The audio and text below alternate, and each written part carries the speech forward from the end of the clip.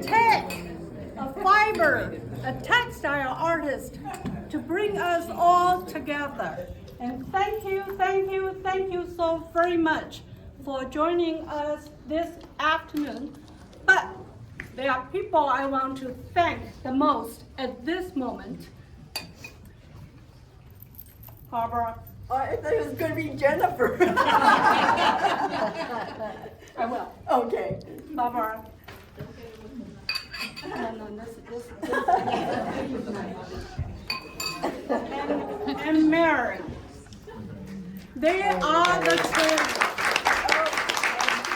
They are treasures of this community, the fiber community. And I actually want to call it the fiber, the textile family. Oh, nice. I just feel it's more than just that community. There's that much love, and that usually happens with family. And okay, well, should I do my little... no, let me get a little. I'm trying to take my cue, I'm not quite sure.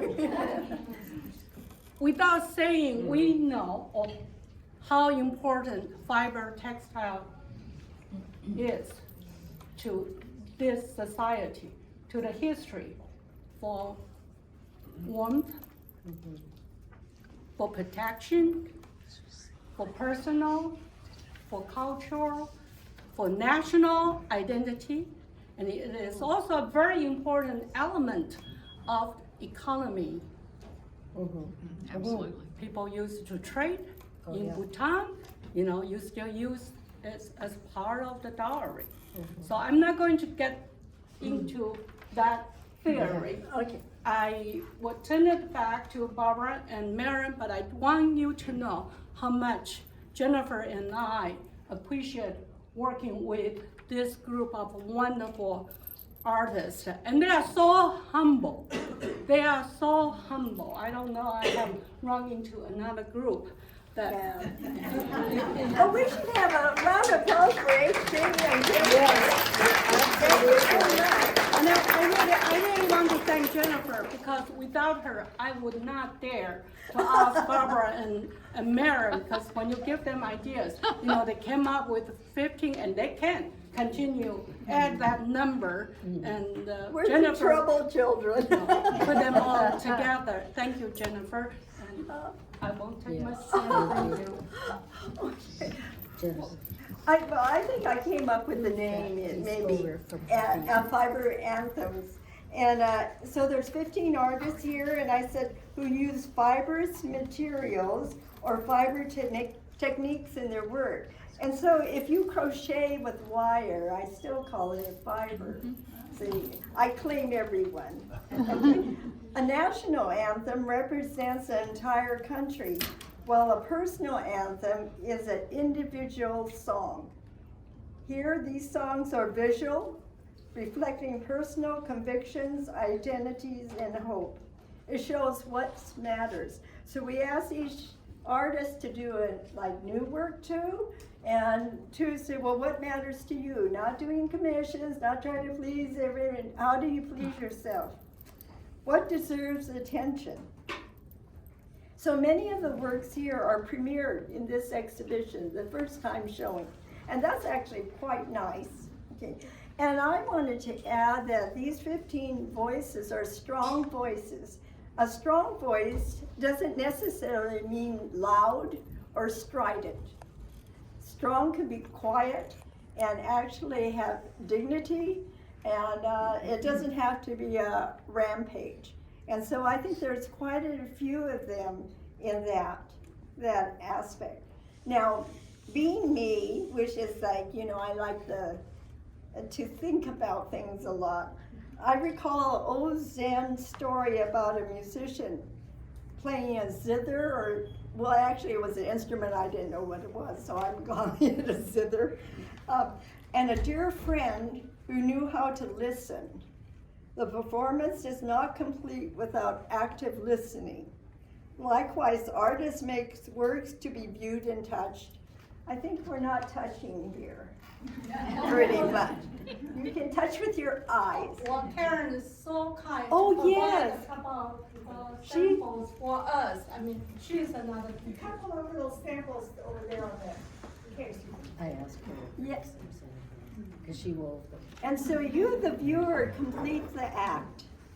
So the artist puts this out, and Emily Dickinson said, "This is a letter to the world that never wrote to me." Does anyone know? I'm probably not quoting that right, but here is answers. These are, and there are artists here who are will share with you their particular viewpoint. And so since Marilyn did the next paragraph, I go, take it away, Marilyn. Okay, so I was going to talk about the scope of the show. And we wanted to introduce people to different aspects of fiber art, different applications, different techniques, different materials, so that it would expand your understanding and your appreciation of what fiber art is. So you will see in the show there are that very thing. And each artist in the show is gonna, well, whoever wants to, is gonna talk about a little bit about their own work. I thought we were using coercion, Marilyn. Well, maybe a little bit coercion, okay. The other thing about the scope is that there are artists in this show who have never shown in an exhibit before, ever. And there are also artists who have a long history of exhibition. So in that way, we also have the range of fiber art, and we wanted to include that.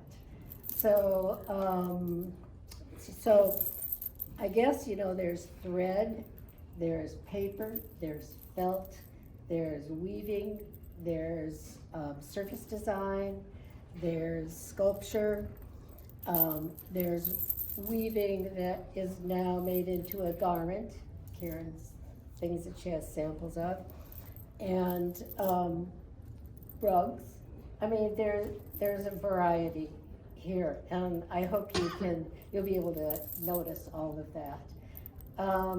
Let's see, so I guess, I don't want to keep us from hearing about everybody's work. And I know that Barbara wants to talk about, there's three people who are not here. And who she was going to mention their work. And then Barbara and I will do a very quick mention of our work. Oh. And then everybody else. Okay, go ahead. Okay, Hovencio this is his piece. He now is the head of fibers at University of Oregon in the art department. And he's teaching a course in digital weaving in Chicago. Right, now, so he couldn't make it here. But this is done on a computerized jacquard. But it's a conversation between old technology of hand manipulation and the computer. And so he has this, and as you can see, there's a lot of intersections here, and they're both binary, right? They both do an on and off thing, and so they're connected right at the hip. So that's Hovencio, and let's see, Wendy Hughes' work, she had to go, anyway, her work is here and then in the window, and she has all this stitching, and it's very tactile, very intense, and it's and she has this kind of inner narrative dialogue, and so she has a little story in each one, but it also welcomes you to make up your own story about her work. So that's she, and then Sonja Dahl is on. No, Sonja's here. Oh, Sonja, great. Well, shall I tell you what you Yeah, you want to. Okay, I'm It's gonna do Susanna. this. It's Susanna. Oh, Susanna. Okay. Yeah. So, well, she deals with pattern play in different materials. That's it. Humans are pattern makers, language is pattern, music is pattern, culture is pattern. Humans seek pattern and see metaphor and meaning. You agree, Sonja? I don't Is that know. Susanna's? It's not mine, but I agree. Oh. Was that Susanna's? I'm reminded of my viewing of Westminster Abbey. There's a Cosmati, and the high altar was uncovered. They had a rug over it, and they rode back and saw the Cosmati pattern underneath, and it was created because their Pope died in Rome. These people from Clary in England went to Rome for that funeral and saw the Cosmati patterns in Rome, okay, and That's drug Sonja's. those Yes. brothers back to London to do the Westminster Abbey. And if you look at it, there's 4 elements: earth, air, fire, and water, and they each have a Platonic solid to represent that. So, Barbara, you were talking about Susanna's right before Yeah. this, And right? it's- So this was Sonja's. Yeah. Cosmati. The Cosmati one is back there. So Susanna is here, No. here, here. I think it's Suzanne. Susanna and the moon one. Suzanne and Dave. Yeah. Okay, and Susanna's ever active brain tackles the common playing field for the right and left brain. I think she's really heavy on, on the left brain. Logic and structure is certainly in demand of the draw loom that she used to create the work. And I think the moon's rising. I don't know, you can see. And her work in shibori shows the kind of the freedom. The other part of her that's spontaneous and quite unplanned. Well, it's planned, but not the same thing. Okay, I think that was it. Yeah, was it? I think that's everybody who's not here. And So why don't you talk about yours, Barbara? Okay, mine are just 2 around the corner. There's a peachy color with the stripes, vertical stripes of dark and the peachy stuff. Okay, and so, thank you. And so the warp, that's the thread that goes on the loom, that holds the tension. That warp was taken and braided. So it was all peach, and then I put it in black. So the outside of the braid turned black, the inside stayed peach. I undid it and then put it on the loom, and so that created this pattern. So I've done that with warp to do. I've crocheted and knitted and did different braids with the warps, dyed it, and I actually can tell if warp was knitted or well, it's kind of crazy. But anyway, that's it. And then you did it 3 times. to yeah, get well, to the first I color. did them white and black, and it was too scratchy. You know, if something makes you look at it, it makes you itch. It's just not quite right. Now, Jovencios doesn't do that to me, but mine did. And so, I think everyone does it. You try something and then you try it again. The second one is expanded Bob's odd job. So Bob was my husband, and he died in October. And friends, Bob was a crazy kind of guy. Well, anyway, they wrote little stories, little anecdotes of him, and so I compiled it in a book that was presented. Anna Barrett, who's on her way down from Portland, compiled it, and then I kept getting more. So now this is the expanded, and I was going to call it unabridged, Bob. That's good. But I think expanded is better, and so I was going to make it into a book, and I did. But there's a clipboard, because whenever I saw him coming with a clipboard, I was known that I was in for something more. And so you're welcome to read any of these here. and I hope you find them amusing. The tools on the little shelf, Nancy Pobanz taught me to do the box construction. Do you remember that class? Yeah. To get those walls stand up straight is actually very hard. And Nancy said, if you just have a right angle, Barbara, it's much simpler. You just shove it in there and it stands right up. So it's in the box and there's little tools on it because Bob never put his tools away. And so that is another factor. So that's mine. And Jill, And the velvets. oh, the velvets. They're around there. I had a passion for velvet. I like velvet because, you know, it's a pile weave. And so the warp goes over like a hurdle. And it gets woven in and it goes over another. And then you take a knife and you put it and you slice it down the first part and you get pile. So everyone you get pile. And I like the idea that you're making cloth as you're destroying it. And the other thing is you can't go back. You know, you can't unweave because you've already cut it. So there's only way forward. And recently, I mean the last couple of years, I decided at my age not to have goals anymore. I don't have goals. I only have vectors. I only move towards something. And, yeah, and I'm satisfied if I'm going in the right direction, you know. And so even a tiny improvement or a little forward progress, it's the backward progress that I don't like. But so those velvets have a lot to do with this kind of fascination with this kind of cloth making. And you can ask me questions. I think that's enough for me. Marilyn, why don't you introduce your work? Okay. Well, I tend to like Japanese techniques, and that's basically what I have in the show. And I don't know where that came from. I grew up in Indiana, and there was no ocean. There were no Japanese people that I knew in where I was, but I have a Japanese daughter-in-law who's here. I think she's back there. There they are, my son and daughter-in-law, and they have 2 kids.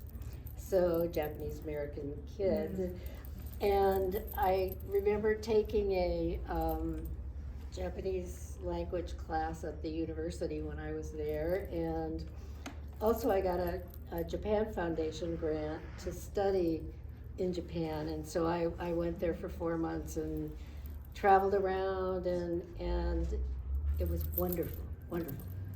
So anyway. This is one of my pieces, and I'm also an indigo dyer, just an indigo dyer, so, and have been an indigo dyer since 1988. This is a Japanese technique, which is a stencil technique, a paste and stencil, rice paste.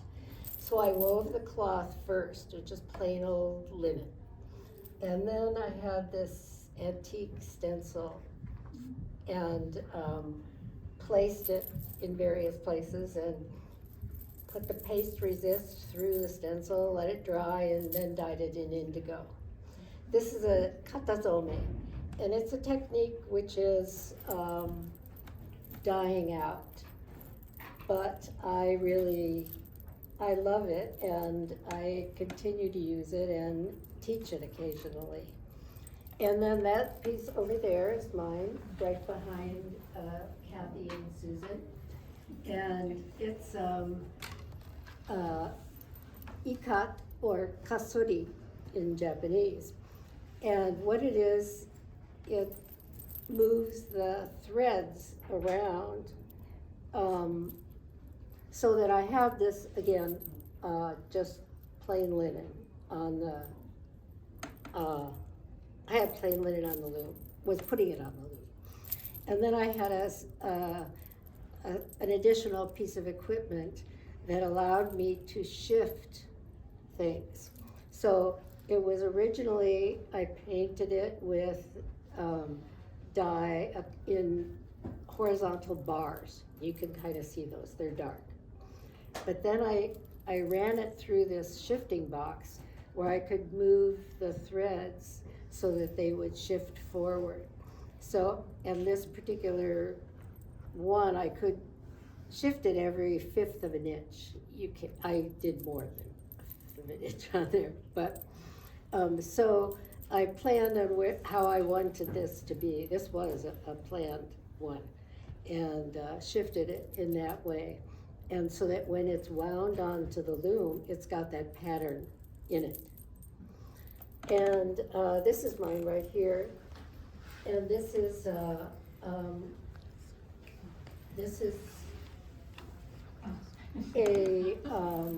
shibori piece it's called itajime, and it's where you clamp the material in the pattern that you want it to be, and then it was dyed in indigo.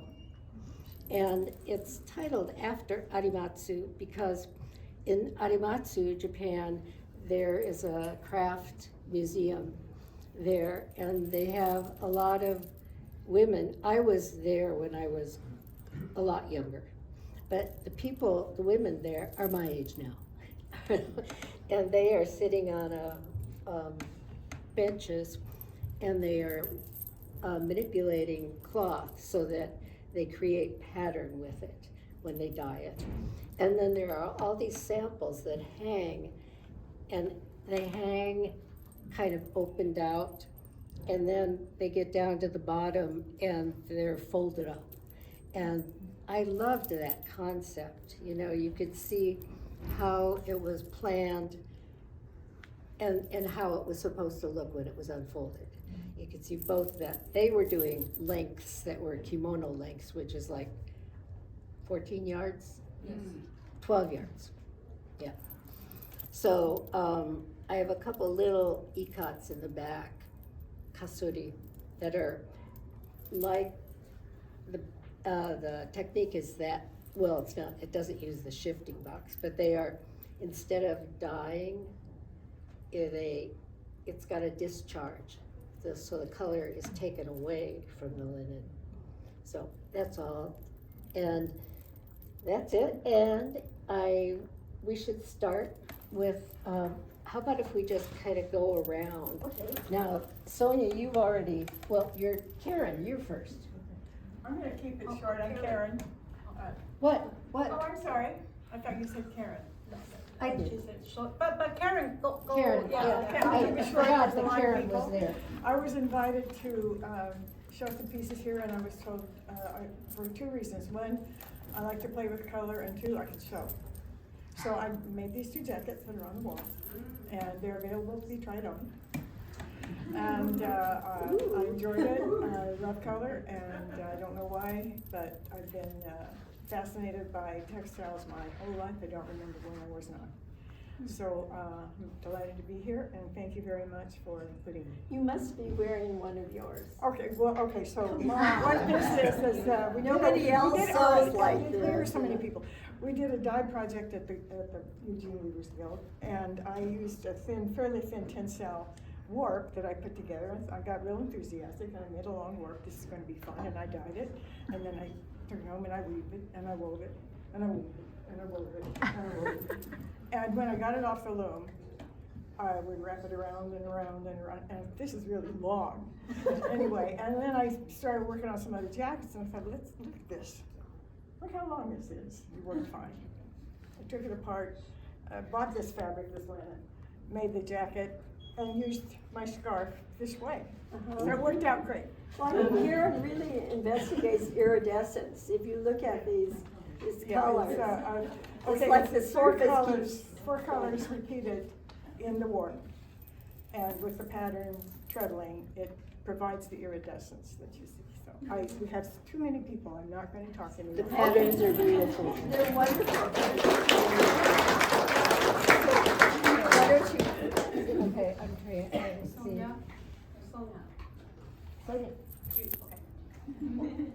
As Barbara so kindly introduced, my pieces are on the wall just behind the screen there.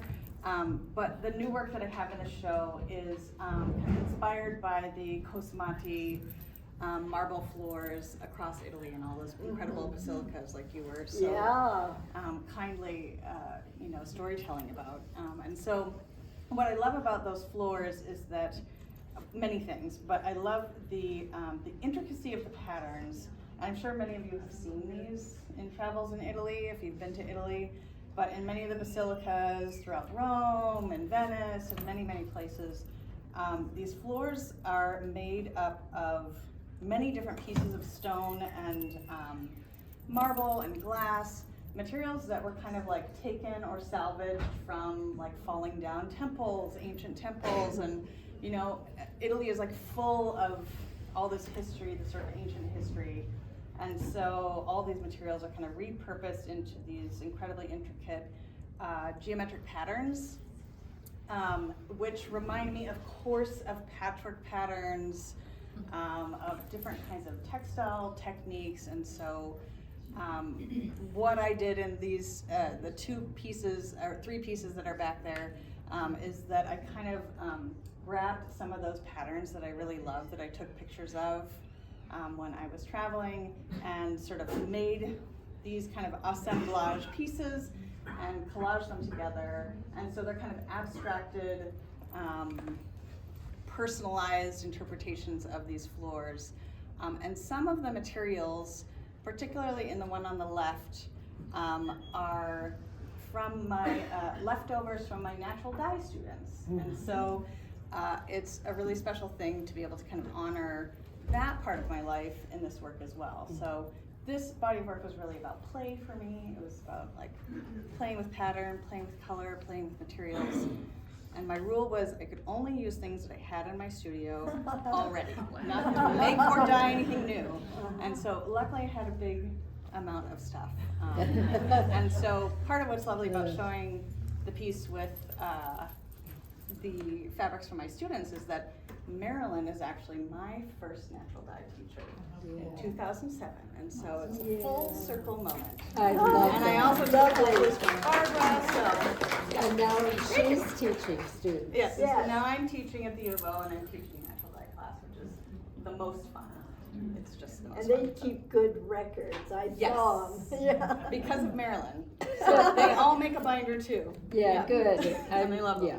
So, Marilyn was in charge of the indigo pod, or she adopted the job, and she kept a chart like she would be a nurse, as a patient, like taking his temperature twice a day, and see if it's well fed, and there's never been a caretaker like Marilyn for indigo. Yes. Yes. So that's getting passed along through the generations. Yes, So we love that. it's great. Thank you. Nancy?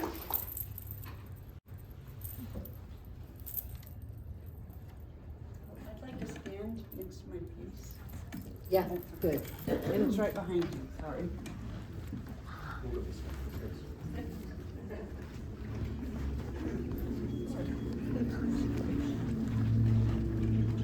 And this piece has a lot of felting, which I learned from Barbara Pickett. Nancy, you'll have to Louder. speak a little bit Speak up, louder. okay. Thank you. This is my piece, and I learned felting from Barbara, way back. Way back. And I've loved it ever since. It has a lot of crochet that was then felted. It's all wool. And these pouches are crocheted and then felted also. And to take the crochet and kind of soften it so the stitches are not as well defined is something I really like to do. So it's crocheted and felted here, and these little pouches are also crocheted and felted, and these are plain flat felted. So I don't want to forget anything, so I make notes. It's called In It Together, and the meaning behind the title is that we're all being impacted by the politics of this country. To me, the impact is even greater for Native tribes. they have their own sovereign governments, but from what I know, they must abide by the laws of both nations. So this is an acknowledgement of the two tribes that I've met people from. This one, I mean the brown, all of the felted pieces are from the Navajo Nation. They're churro wool that I bought from the Navajo Nation while I was visiting some friends that live there and are part of the Navajo Nation. And then the orange background is pigment that I gathered in southeastern Oregon. I grind it up and then make it into a powder and rub it onto the canvas. In this case, it took 7 layers. I've never had to put on that much to get it to be really, to have the effect that I wanted to get. The handwriting is my writing with pencil, graphite pencil, and it's just stream of consciousness writing. I don't want to be able to read it again. I certainly don't want anybody to read it again because it's my part of the story, and it's personal and it's cathartic. So that's why I don't know what it says anymore. I mean, even I can't read it. So I think that's it. Yeah, so it's on stretch canvas.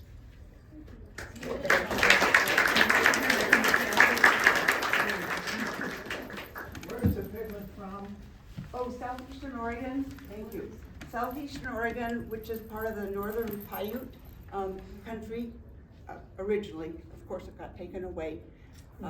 And it's, I collected it while I was artist in residence at the Rimrock Rock Shelter Archaeological Site that's on Paiute land. Nancy also makes her own ink. You know, really, this is, you can't get more homegrown than doing your own ink. You know, that's Okay.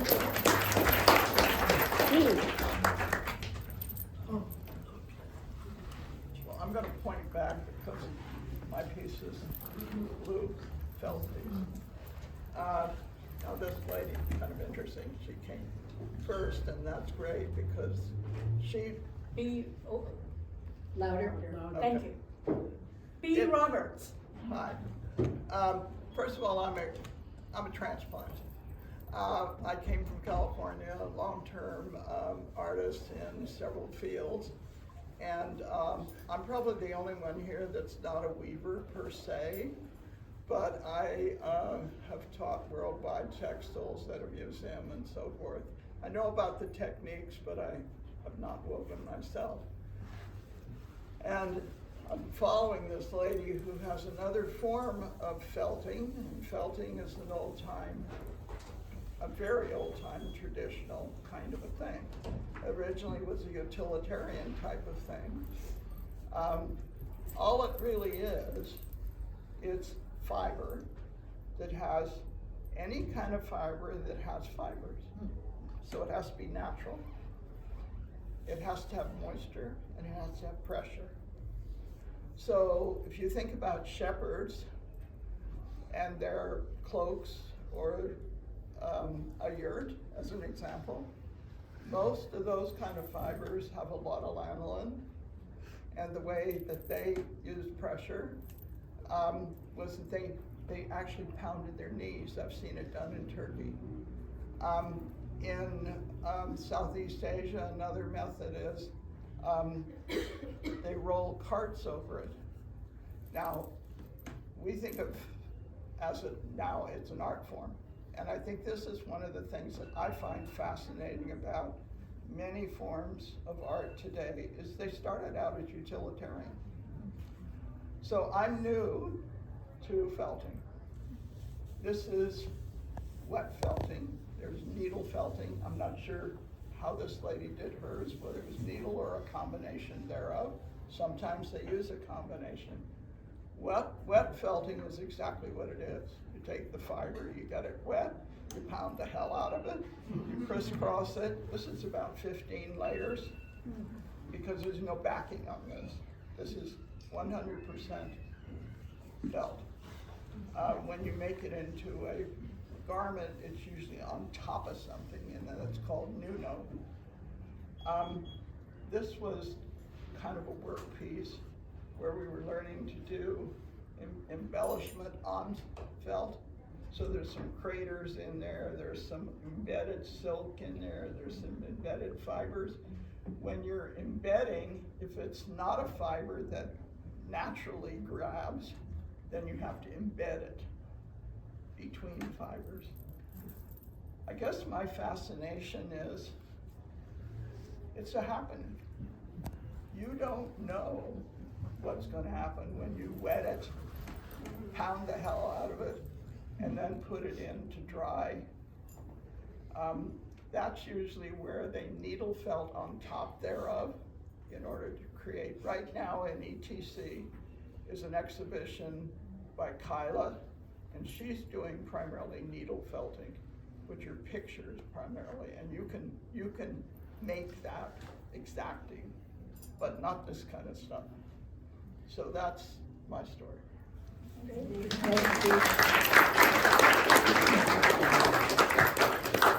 John, I think you're next. Okay. I'm trying to go down here. If I skip anybody, please tell me. My project is over here. It's called Dialogue. And you may have wondered what these two might be chatting about. You can read what I think they're chatting about in my narrative. But I used the concept of dialogue coming from this. I love to listen to music when I'm reading. I often listen to organ music. My mother was an organist. I grew up hearing a lot of beautiful classical and sacred music. And so one of the pieces that I have become fond of is an old piece done in 1881 by a Parisian organist. His name is Eugene Gigoux. And he wrote a piece, the final grand finale was called Grand Choir Dialogue. And when you listen to it, you hear two organs speaking to each other. And I've listened to that, I'm very inspired by it, and I thought, well, how can I turn that into something woven for Marilyn and Barbara? So I kind of thought about it, and so you can see dialogue for me came in several ways. First of all, you kind of see some musical notes around. That was kind of part of it. But I picked a weave structure with dialogue. It's called deflected double weave. The weavers, you know that it's a double cloth. You literally are weaving two sides on top of each other. And when it deflects, it actually winds around each other and makes these beautiful patterns. So that was part of dialogue. The material is dialogue. It's a combination, every thread is a combination of silk wool, 50-50. And so that was, to me, dialogue. The other was, I thought I could do a dialogue rug or a wall hanging, but dialogue to me is intimate. And I thought, well, what better than a shawl that is soft and warm and inviting. And maybe if you put it on, you kind of maybe think and listen more deeply to each other. So that's what these guys are doing. They're having a conversation. Again, you can read what they're talking about there. But I had a fun time doing it, and any weaver who wants the pattern, I've got it available.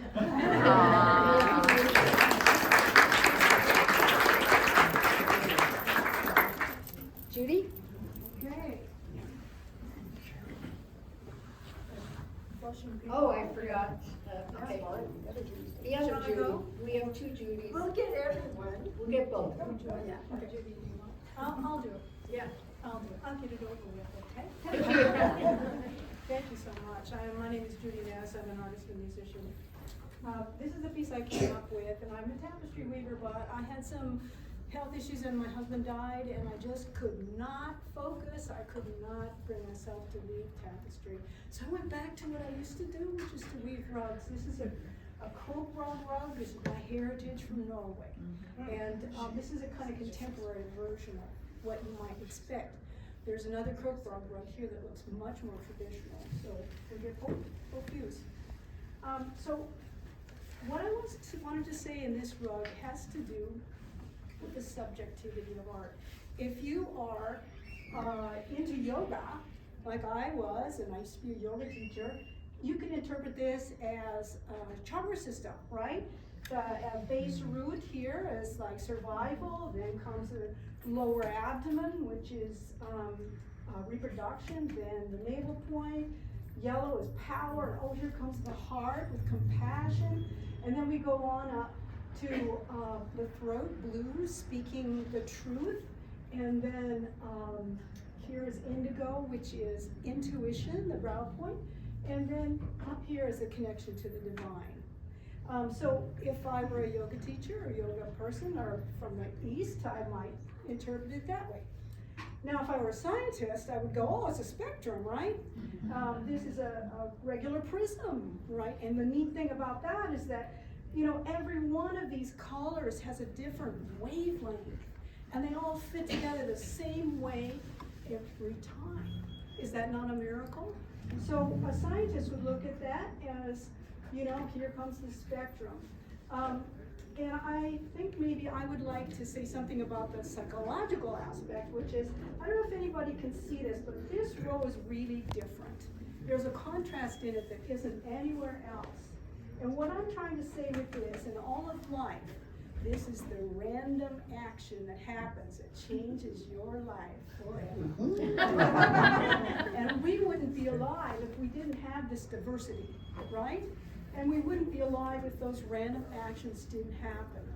So that's part of the psychological, maybe a little spiritual. And then the very last thing is, oh my gosh, it's a pride rug. That's the end. The bell rings, right? And I gotta say, you know, here I am. This is my representation in the diversity. Because I'm just a little bit queer, okay? That's what I'm doing. So you can find your own little space in here. But I wanted to read one thing that is very short. That Chief Seattle said, heart, man does not weave this web of life. He is merely a strand of it. Whatever he does to the web, he does to himself. Oh, wow. Wow. Nice. May the long time sun shine upon you. May all love surround you. May the pure light within you drive your way on. Thank you.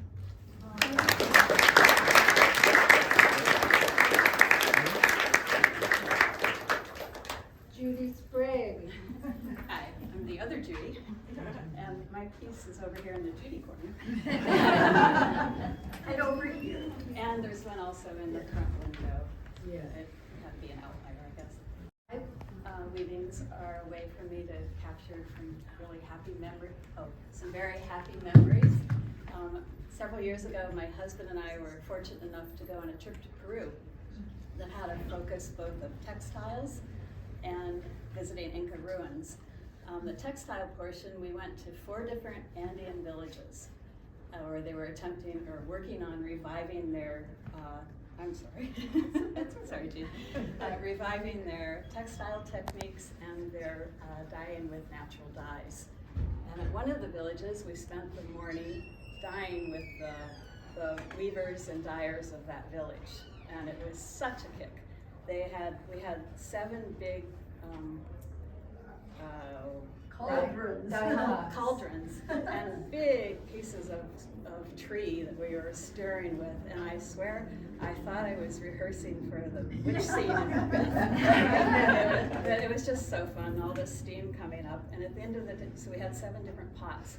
They were, it was natural dye, they were dried leaves from bushes that were indigenous to the area, some roots from the Amazon, And then cochineal, you may have all heard about that, an insect that gives you all sorts of shades of red. And at the end of the day, we each got one skein of wool from each of the pots. So I had to do something special with them, and it wasn't much yarn. So I settled on using a weave structure called overshot.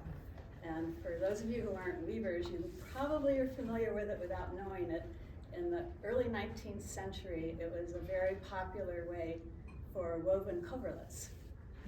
And in its more native state, it has a lot of repetitive units and can look very elaborate and often, to me, very busy. But the reason it was a good choice for my little bit of yarn is that the pattern is actually, it's woven into the cloth, but it's not an integral part of the cloth. You could actually cut it all out if you wanted, and you'd have a perfectly good piece of cloth. So you just need the yarn for the pattern part, so you're not needing it to make the whole cloth. So it was perfect for my little bits of yarn. So I started looking at some of the different drafts, older drafts, and as I was staring at them so much to pick something I liked, I saw that they had this kind of feature to them. You know, I don't know what it's called, that's so popular that sometimes you look at it and you see a vase, and other times you see two profiles. Well, that started happening to me with the overshot patterns.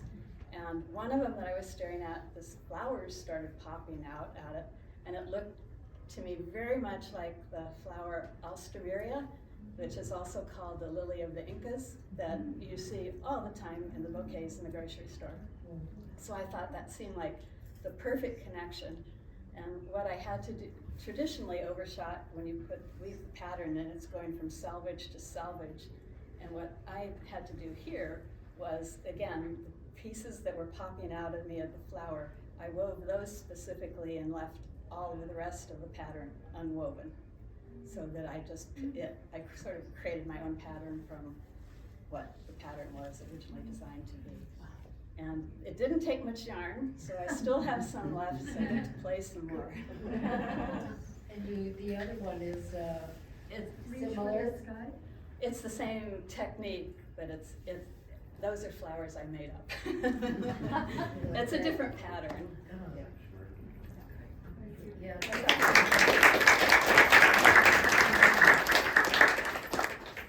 I think Laura's back there and hiding in the back here. Good luck. Well, I'll be very, very short because I don't have much to say.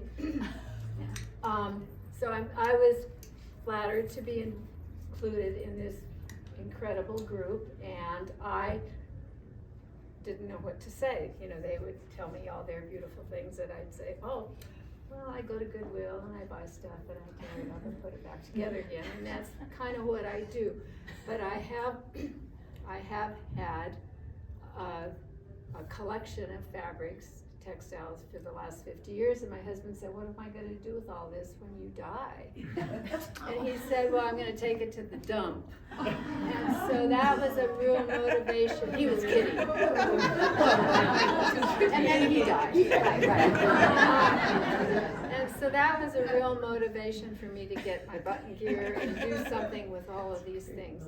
And what was for me, it was so freeing because I don't use a pattern, there's no rules, I can do whatever I want, there's no judgment.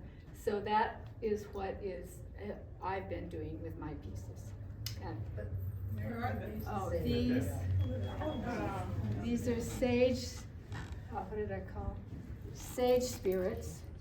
Yeah, and they're layered and layered with tons and tons of fabric and beads. And then the other one around the corner is that long thing. And you said there's 350 itty-bitty pieces? Yes, there are. Oh.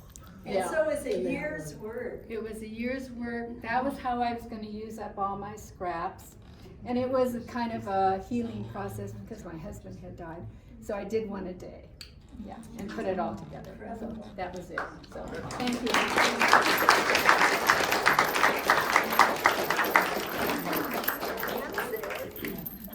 Diane? Hi. I don't know. Is there anybody else back there? I don't think so. Okay. Okay, Oh, Pam, she's up. I can't even see you.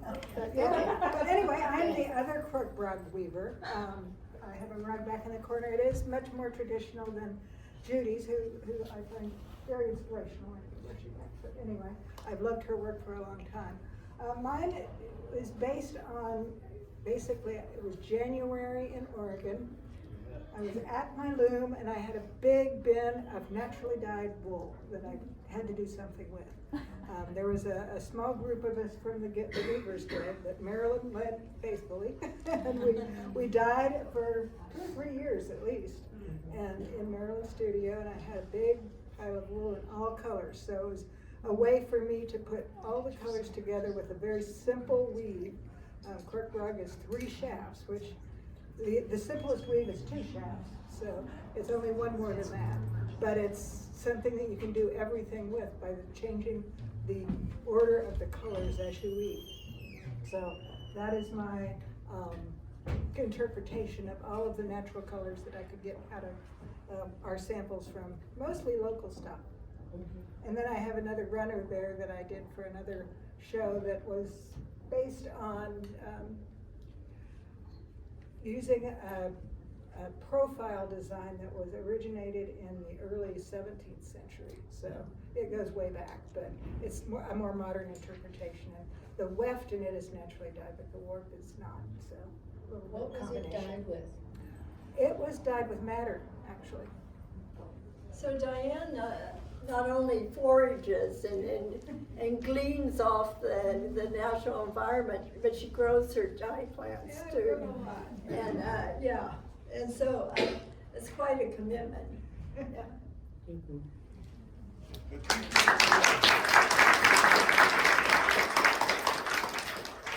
Hey, Pam.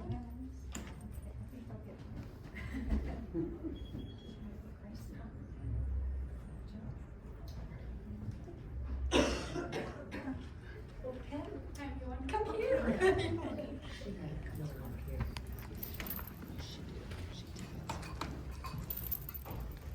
My work is in this little case, and it's all bobbin lace. It's a woven lace. It's done on a pillow, and you could have your pattern, just a pattern with little dots. Put your pen in the dot, and then have your, it's kind of like a warp weighted loom a little bit. The warps are wrapped around the bobbin, and so when you twist and cross the bobbins, it weaves. And it's very relaxing. You can hear the little bobbins clinking. You get this rather meticulous work here. It's very exacting things. So you're not sleeping on the pillow. No, I'm trying to focus, and it's harder at the fair if I'm demonstrating. Oh, no, yeah. So I have to Yeah. practice. Yeah.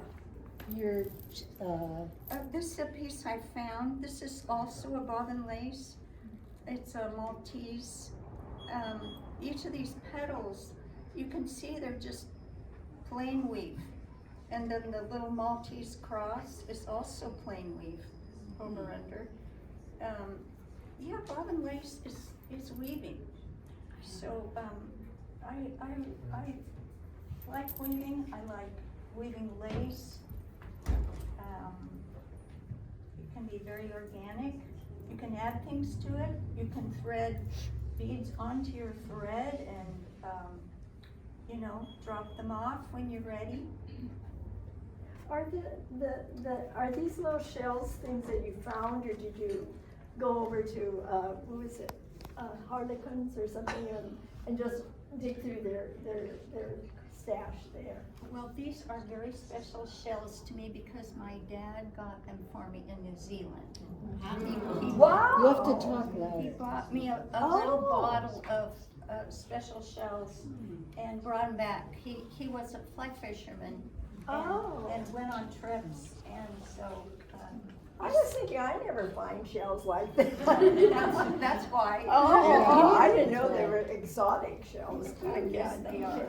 Wow. And then you have a ribbon or a trim there. A pocket, wasn't it? Your summer pocket? It's an Inco, it's an Inco. Inco band, yeah. Okay. Yeah. So that's woven on a separate kind of loom. Yeah, I wove it on a loom that I made in high school. Oh. Yeah. the Inco. Wow. That's great. Yeah, it was, well, just a couple of years ago. Oh, a couple of years ago, yeah. Quite a few. Thank you. Well, very few people make lace now. Yeah. Because it's so labor intensive. And you know, when on cooking shows they say it's fast and easy. Well, this isn't. Yeah, this is the other side of the fast and easy. We do have a group that meets in town and we get What, for together. therapy or something? Oh, it's fun. How many people? About a dozen. Wow, Great. huh, that's great. Thanks, Penny.